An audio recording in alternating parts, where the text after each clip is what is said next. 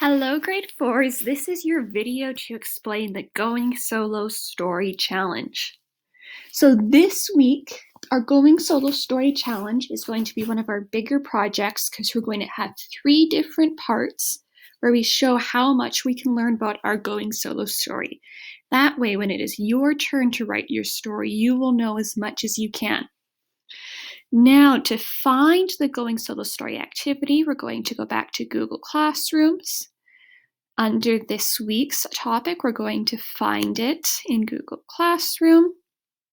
Now, the first part should look very familiar. This is exactly what you did last week, so I'm not going to explain this. I would be sure to check at the comments I left for you last week, because maybe there's something you can do better this week. But we have all our good stuff like our characters, setting, including the time,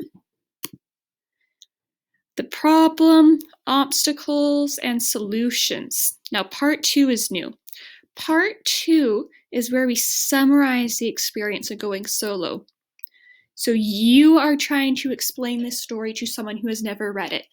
This story is about, this experience was, so what did the main character experience? And the experience ended when? So what ended the whole experience? How did it finish? Now, I want you to take a look at this narrative writing diamond. Some of you may have seen it before. We are going to be looking at it a lot over the next few weeks. So we're going to start learning how to write a story next week with our entertaining beginning, your elaborative detail, your suspense, which really makes someone want to know what happens in the main event. The main event, where we show action in slow motion, frame by frame to stretch it out, include description and main character's thoughts and feelings. And then we start talking about the solution or conclusion, which is the action leading to the solution of the problem or conclusion of the adventure. And then we get into that nice extended ending with a memory, decision, feeling, or wish. So this leads us into part 3. We have a different graphic organizer.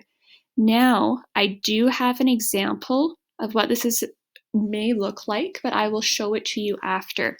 Now, if you have a printer, it is absolutely going to help to print out Going Solo and then circle out the parts of the story. That will really help you. But if you don't have a printer, that's all right. Now, a big hint, the parts of the story Going Solo are in this order. So first, entertaining beginning is the very first part of the story.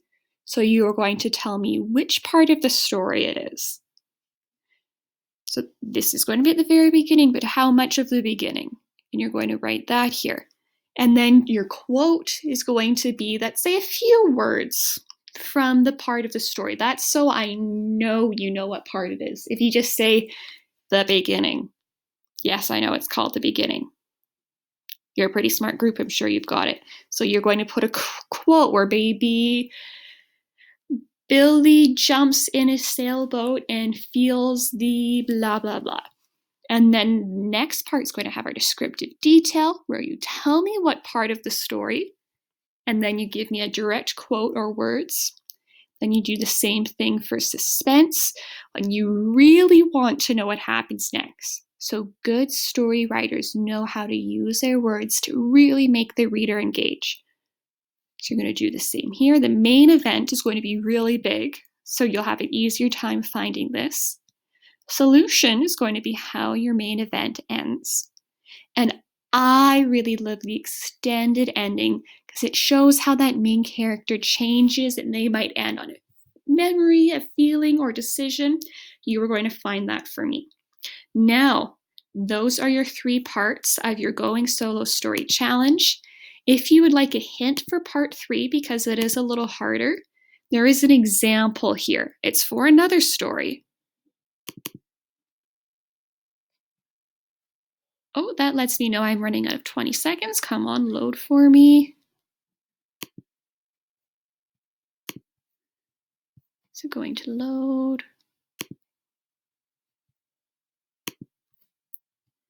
It might not load for me, but you can see, you can click under part 3, parts of a great story example. So there you go.